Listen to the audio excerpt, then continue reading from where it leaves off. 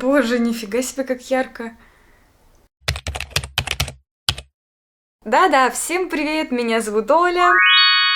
Очень рада видеть вас на своем канале, и да, мне обязательно нужно представляться в каждом моем видео, потому что почему-то некоторые люди думают, что меня зовут Олина, вернее, Олина. Я по своей сути человек очень спокойный и добрый. Я не люблю насилие, я не люблю агрессию, я не люблю хоррор-игры. Хотя я обожаю хоррор-фильмы, кстати говоря. Но у меня, как и у всех в этом долбанутом обществе, мозг поврежден. Хотя у меня не поврежден мозг, у меня просто черви в мозгах.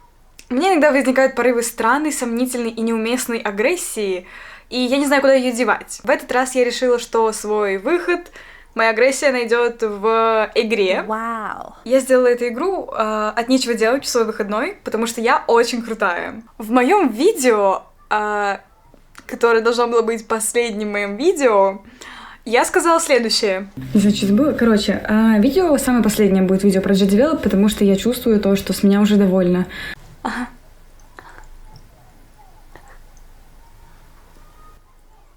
Это неправда. Я сказала, что никогда больше не буду работать с G-Develop, и я забираю все свои слова обратно.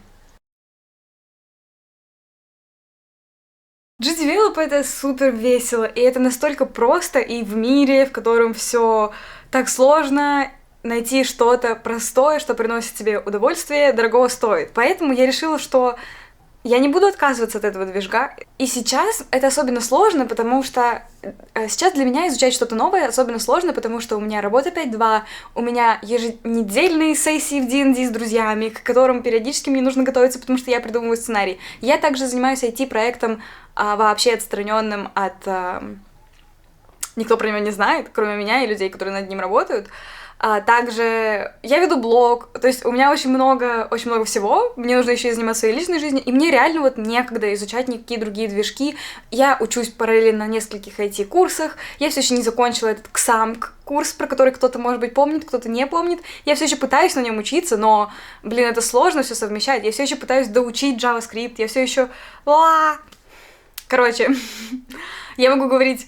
Говорите, продолжать говорить о том, как мне сложно учиться IT, и как мне вообще все сложно, и как я не могу ничего сделать, но я поняла, что что-то я могу сделать. Я могу создать игру в G-Develop, потому что мне хотелось что-то сделать. И в данный момент я просто не в состоянии освоить другой движок, кроме G-Develop, который настолько элементарный, что с ним справится ребенок, и который плюс я уже и так знаю. И я вернулась к истокам, я вернулась к пиксельной анимации и к платформерам. Если вы помните мою игру про гнома, то эта игра очень похожа на игру про гнома, потому что это тоже платформер. Окей. Перед тем, как мы перейдем к игре, я хочу отдельно похвастаться своим персонажем, которого я создала. Мне очень нравятся все анимации, которые я сделала, мне очень нравится дизайн этого персонажа. Мне в нем нравится вообще все. Мне нравится, как он выглядит, мне нравятся всякие маленькие детали в этом персонаже, мне нравится каждая анимация, которую я сделала, анимация прыжка, анимация падения. Анимация падения, кстати говоря, моя самая любимая. Он такой... Вообще, на создание этой игры меня вдохновили мои друзья, потому что, когда мы играем в D&D, обычно после того, как мы закончим свой сценарий, мы играем в онлайне. То есть мы созваниваемся и играем на платформе виртуальной. А потом мы обычно играем в сломанный телефон с картинками. И не знаю, в курсе вы, что такое существует или нет. Вроде это было популярно в ТикТоке или что-то типа того, где мы по очереди рисуем картинки, допустим, а потом получается общая гифка. И так часто происходило то, что мы делали гифки с каким-то кровавым месивом или с чем-то очень грустным или еще что-то. И именно эти гифки вдохновили меня на создание такой игры, потому что изначально я, естественно, не хотела делать никакую игру, где кто-то кого-то убивает или у кого-то взрывается башка, но она получилась вообще очень прикольно. Мне очень нравится то, что из этого получилось. Но когда я сделала эту игру, я ее сделала, я не знаю, работа над артом не входит в работу над игрой, потому что этого персонажа я уже сделала, у меня были уже готовые анимации всех движений и все такое, я нарисовала только самих вот этих вот человеков, которых убивает главный герой, и их я рисовала, но судя по тому, как они выглядят и как выглядит анимация взрывания башки, вы можете заметить то, что работала я над этим недолго. Может, минут 10 у меня ушло или еще что-то. Я даже не смотрела на референсы, я просто подумала так, как бы ему взорвать башку или что сделать, и вот сделала вот так. И я довольна получившимся результатом, мне кажется, получилось нормально. И я так и оставлю. И я делаю следующий уровень, в котором я хочу придумать... Зачем все это было? Что он не просто маленький убийца-психопат. Хотя, может, так и есть, я не знаю. Мне нравится, как это выглядит, даже несмотря на то, что это выглядит стрёмно и тупо, и как-то жалко и убого, но я думаю, что это выглядит офигенно. Но после того, как я закончила, я сделала вот эту вот коробочку, в которой находится мой персонаж, который бегает там, всех убивает, и потом я подумала... Короче, потом, в общем, мне стало жалко этих людей, которых убивает главный герой и взрывает их, и я решила то, что мне нужно сделать следующий уровень после того, как главный герой убьет уже всех человечков, мне нужно сделать что-то, какой-то лор придумать для того, почему это произошло. Может быть, они сами были виноваты или что. Во мне слишком много эмпатии, чтобы просто сделать такую игру и не придумать для этого какой-то deep lore. Или не как-нибудь не оправдать моего милого белобрысого чувачка за его действия. В общем, я хотела оправдать как-то своего любимого, миленького главного героя, потому что он не должен был убивать никого. Он создан весь такой миленький, в милом мире, где все такое розовое и приятное. Изначально я хотела, чтобы он собирал пасхальные яйца, но я не успела сделать эту игру к Пасхе, поэтому, видимо, он разозлился и начал убивать. Я не знаю. Но, поскольку я решила придумывать лор, мне нужно было делать следующую сцену. То есть в G-Develop вы делаете одну сцену, и потом, например, вы можете сделать так, что после какого-то условия вы переходите, ну, то есть тот, кто будет играть, переключается на следующую сцену. Хотя это вообще вроде везде так. И в Unity, и все такое. Не суть. И на самом деле, вот я хотела сделать видео про эту игру, да? Если кто-то смотрел видео про игру Terminus, про текстовую игру, и досмотрел его до конца, в самом конце я говорю о том, что я хочу сделать батл текстовых игр. И я вместе со своими друзьями устраиваю соревнования, чья текстовая игра будет лучше. И главное, судить, то есть принимать окончательное решение по тому, кто выиграл в этом челлендже текстовых игр, буду я. Так что удивительно, конечно, то, что мы все будем в этом участвовать, учитывая, что мы и так плюс-минус знаем, кто победит. Хотя не знаю, вдруг, Вовчик или Аня сделают такую крутую игру, что я такая, о, да, моя игра полная по сравнению с вашей. Ну, не суть. И мы решили то, что мы будем делать игры в разных каких-то движках, еще что-то. Аня будет делать в RenPy, правильно это произносится или нет, там новеллы делают. Вовчик будет делать, вроде он просто хотел кодом ее писать.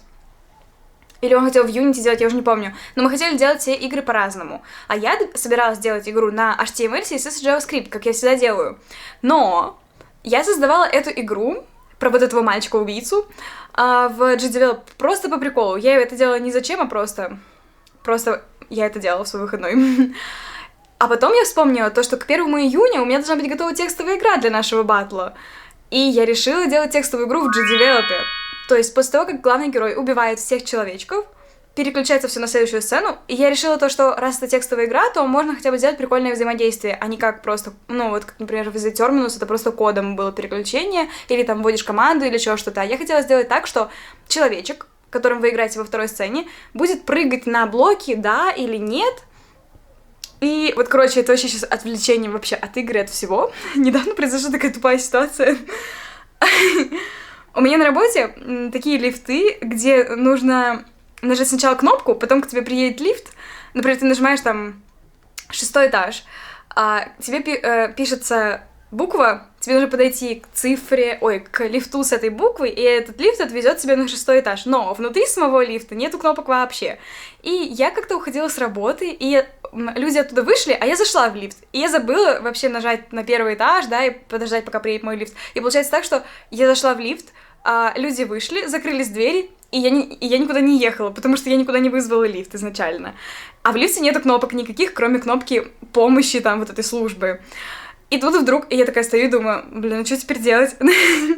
И тут вдруг лифт открывается, заходит мой начальник, и я такая, ой, типа, здрасте, да, я вот уходила и не смогла уйти, потому что тут нет кнопок, и он такой, у тебя что, клаустрофобия? А у меня очень выразительное лицо, и часто люди думают то, что я испытываю больше эмоций, чем я испытываю на самом деле, потому что у меня такое выразительное лицо, и, видимо, я стояла в этом лифте такая, потому что он подумал то, что мне пиздец как страшно, и он такой, Оля, у тебя что, клаустрофобия? И я такая, да, я не знаю, почему я так сказала, но я ему говорю, да, у меня клаустрофобия, и он такой, типа, нет, подожди, у тебя реально клаустрофобия? Я такая, ну да, я не знаю, зачем я это сказала, у меня нет никакой клаустрофобии, но мы в итоге доехали и ушли, и разошлись, и это все рассказываю к тому, что эта ситуация навела меня на идею, концепцию игры, вот этой текстовой игры, потому что я придумала, что человечек попадает в коробку, и ему нужно, там будет какой-то текст появляться, и ему нужно будет делать выбор, там, да или нет, или еще что-то. Я пока не придумала, в чем будет сюжет состоять, но он будет выбирать, например, да,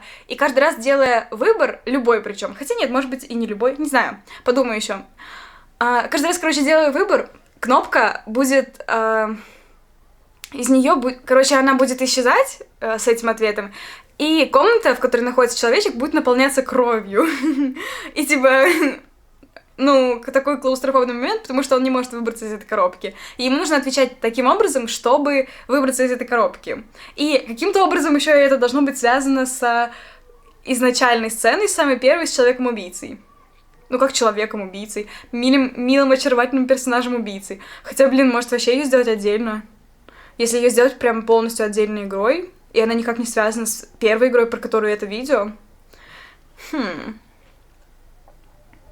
В общем, я подумаю, 1 июня выйдет видео с нашими играми, и вы узнаете, что я в итоге придумала с этой текстовой игрой, с наполнением кровью и все такое. Вернемся к игре, которую я сделала эту игру. Ну и как вам игра? Мне очень нравится, прикольная игра, прикольная анимация. Это было сделать так просто. Вспомнить, как работать с G-Develop было просто вообще easy, потому что буквально я даже ничего не смотрела, никакую документацию, ничего, я ничего не вспоминала, я не смотрела свои предыдущие игры, я просто зашла и такая, так, игрок, если взаимодействует с этим, то будет то-то. То есть, блин, работать в G-Develop так просто, я обожаю работать в G-Develop, потому что можно сделать что угодно просто за 5 минут и поразвлекаться с этим.